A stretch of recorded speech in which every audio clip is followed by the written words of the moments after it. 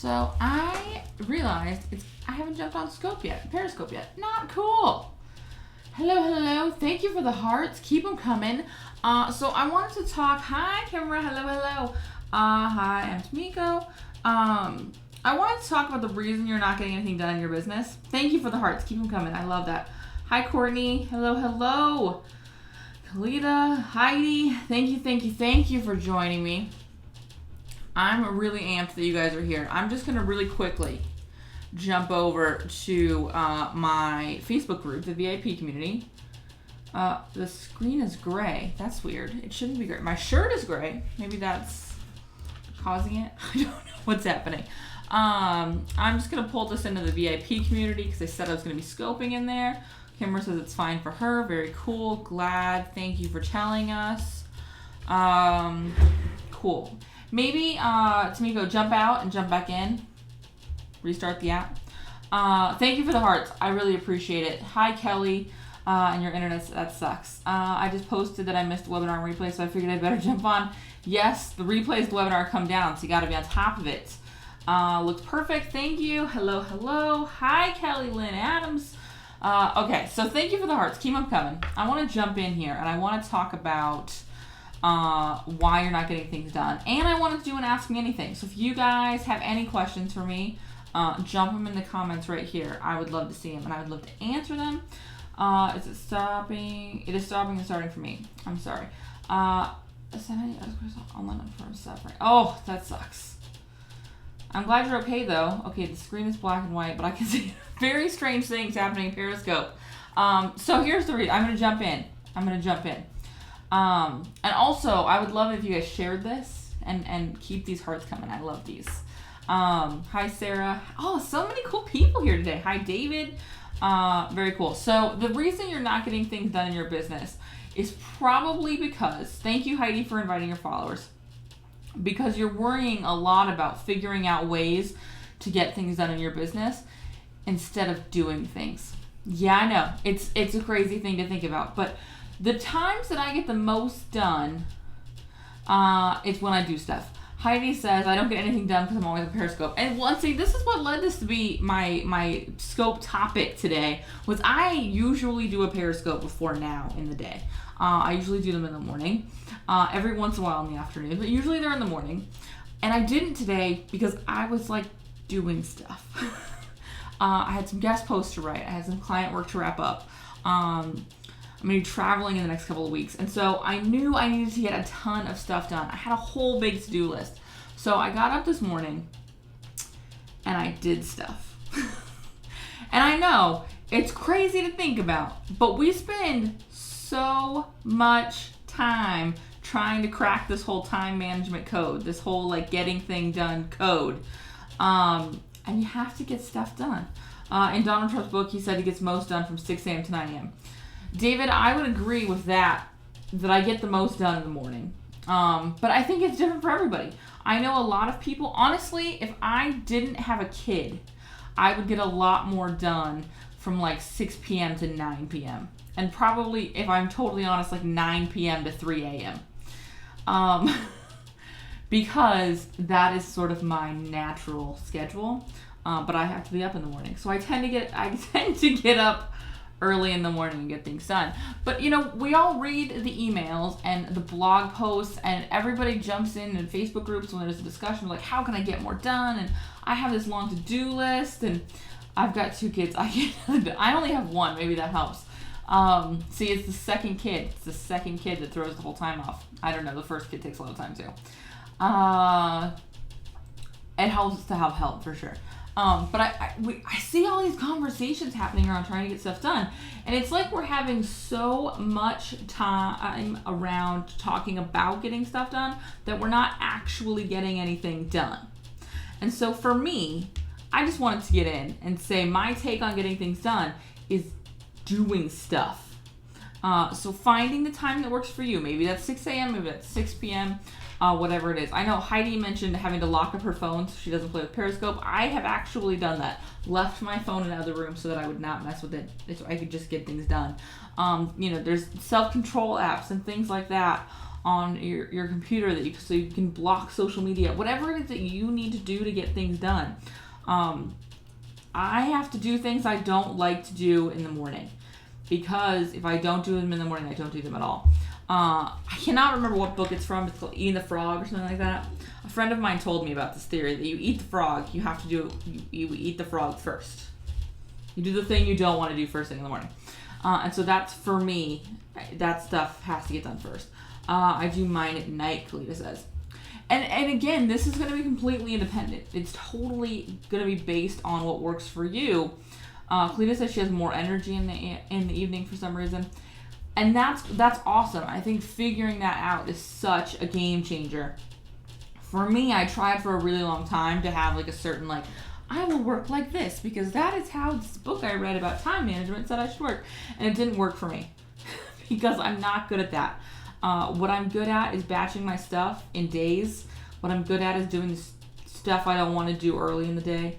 What I'm good at is rewarding myself when I do things I don't want to do. And so that's what I want to talk about, is just getting stuff done. So hit me with your questions below. Hit me with whatever you want to talk about now. Again, this is going to be a totally loose scope. It's going to be completely driven by you guys. Remember, this is a two-way conversation. By the way, Periscope tip, totally recording this on my computer right now so that I can have the replay with all of the comments and your hearts. So, heart it up. Let's see the hearts. I wish they came on both sides of the screen. The audio is way behind the video. I apologize. Batching is super helpful because you remain in a state of flow during doing the same thing. Exactly, Heidi. For me, I have a really hard time if I... Okay, girl, would you like my answer in just a second? I have a really hard time if I have to jump from thing to thing to thing to thing. I have to stay in my motivation. So, Girl Budget Life asked me, and I might butcher this because it flew by. If I pre-sell my courses and then build them as I go. I have done it both ways. I have pre-sold a course and built it my clients got it, because I do a beta round or a soft launch, and I have done it where I sold it or I built it and then sold it. I think it depends on the course. I think that's really hard to do with a really high value, big dollar program. I have a harder time doing that with something like Social Pro, which is my $2,000 group program. I have a harder time with that.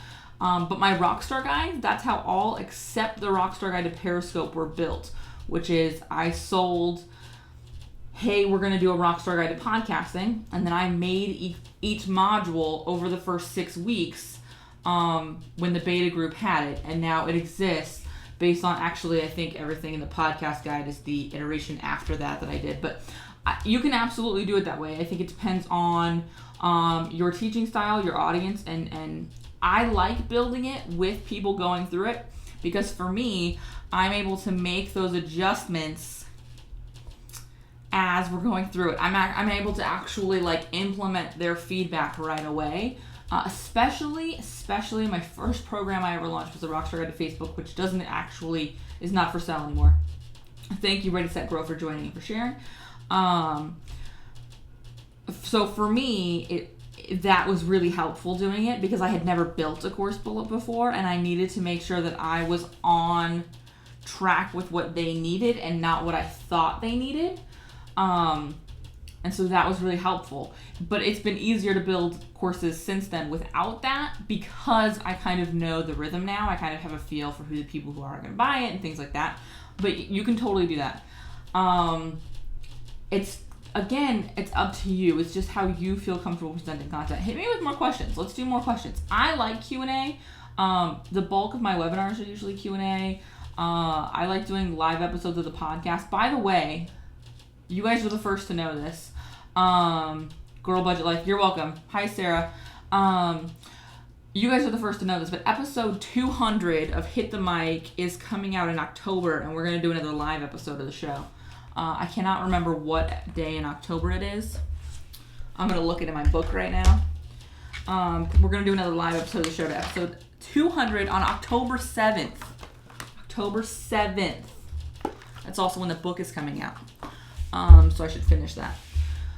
Be Legendary Fit, hello. Thank you guys for joining. Hit me with more questions. I love your questions about building programs. That's been something that I've really loved adding to my business. And we're shifting further and further and further in that direction. I know you are the Google Plus star. Can you batch that? Yes, you can. So if you use a Google Plus page versus a profile, you can actually schedule using Hootsuite or Buffer. So you can batch that as well.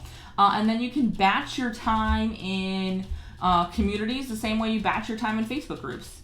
If you follow what I tell you to do, set a timer and say I'm going to be in this community and do that. Or set a timer and say I'm going to spend this much time engaging on my Google Plus page. But it's easier to batch if you use a page versus a profile because profiles are schedulable, but not with anything that's reliable. The big guys, the Hootsuites and the Buffers and the Sprout Socials, they are all going to be using a page to schedule to. So I would suggest building it on a page. How do you find Google Plus communities? So good Google Plus communities. Join the VIP community, thestaceyharris.com/VIP. It is a Facebook and a Google Plus community. From there, it's really the same way as finding a good Facebook community. It's getting in there and it's trying them on. I would say there are more Facebook groups than there are Google Plus communities that are high quality, but that's not to say there aren't good Google Plus communities. I'm actually going to go into my Google Plus right now and share some that I'm in. The VIP community for sure you should join because duh. I have some really great local ones that I enjoy. Depending on who your target market is, there's a Association of Women Entrepreneurs that's pretty good. But go in and make sure that you are engaging. And in some of them, you're going to have to sort of break through. Inspiration for Entrepreneurs is a really active one. There's a lot of traffic. A lot of it's promo, but if you go in and start engaging on some of that promo, you can start conversations and build relationships. And there's 18,000 people in that community. If you're a B Schooler, there's a B School community. It's not very active, but I'm trying to get people to use it more. But go in and look at start searching the keywords around where your target market is going to spend time, where your ideal clients are going to spend time. Hi, Karen. I need to email you, Karen. I need to email you. Hi, Jen. But yeah, it's just like finding LinkedIn groups or Facebook groups. It's really just about trial and error, getting in, trying them. I actually put it in my Asana, my project management software, 30-day review this group and decide if you want to stay in there. So definitely do that. I'm not active in Google Plus, but I do use it for reviews because it helps me so much with local SEO. Yes, it's hugely beneficial for local. Personally, I'm a big fan of Google Plus. But with that said, it's crazy amazing if you're a local business at all for your SEO. Sarah loves Asana too. I love Asana. And I was a big Podio person. And then a big shout out to Brandy Lawson at techgirl.com, who is at the Tech Girl here on Periscope. She was like, no, I love Asana. It's great. It's cool. And I was like, oh, okay, well, let me just look at it. And she showed it to me and I was like, oh my gosh, this is awesome. It's so much better. And when I hit things, a unicorn goes across the screen and I cannot say no to that. I cannot say no to unicorns flying across the screen. It's a sickness. I can't do it. So what other questions do you have? Any more Google Plus questions, product launch questions, Periscope questions, social media questions? Again, back to what I was talking about at the beginning. I look like this because I was working today because we got stuff done, which I feel really good about. My Asana is empty for today anyways. There's new ones for tomorrow. Cool. So what else you got for me, guys? Questions.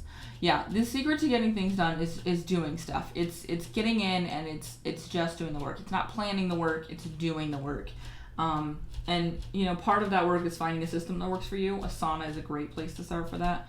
I'm looking at my to-do list right now for tomorrow, and but yeah, it's key to actually doing stuff. It's critical. It's mission critical. Thank you for the hearts. Do you have a video on how to switch the email attached to your Google Plus business? So there's no way to change your email address. You have to like actually start a new account. If you have a page, you can set up the new profile to the new email and then just make that profile the manager. You cannot move them anymore. You cannot move the connections anymore. So no, I don't have a video because you can't do it. I apologize. I wish you could do it. You used to be able to move the people in your circles at least, and that was helpful. You cannot do that anymore. Sell your ask off. I enjoy your name quite a bit. Welcome. Yeah.